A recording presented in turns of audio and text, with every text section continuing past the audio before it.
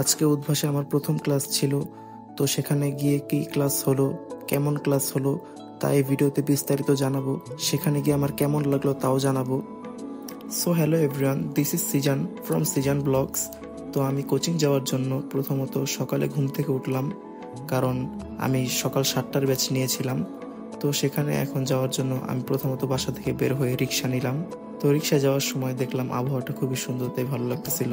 রিক্সা থেকে নেমে ব্রিজ পার হচ্ছিলাম আর গাড়ির সামনে যাচ্ছিলাম, তো তখনই দেখলাম মামা গাড়িতে ডাকছে। তো গাড়িতে উঠে বসে পড়লাম, গাড়ির সাথে সাথেই ছেড়ে দিল।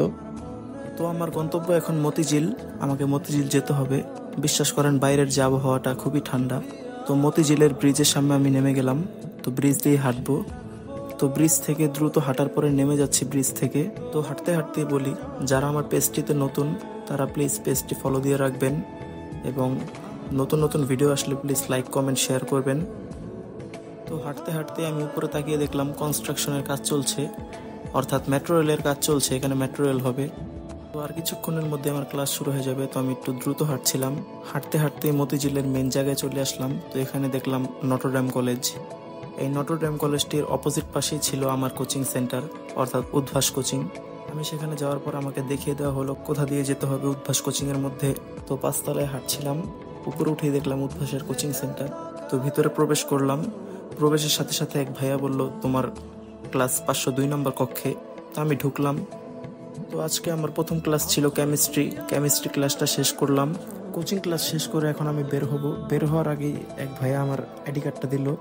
তো এই হলো আমার আইডি কার্ড। তো এখন আমার যাওয়ার সময় যেতে যেতে আবারও উপরের দিকে তাকিয়ে আশেপাশের পরিবেশটা দেখলাম, জাস্ট ওয়াও। তো এখন হাঁটতে হাঁটতে আমার লাগতেছিল ক্ষুধা। তো এমন সময় দেখলাম ঝালমুড়ি মামাকে, তো বললাম ঝালমুড়ি বানিয়ে দিতে।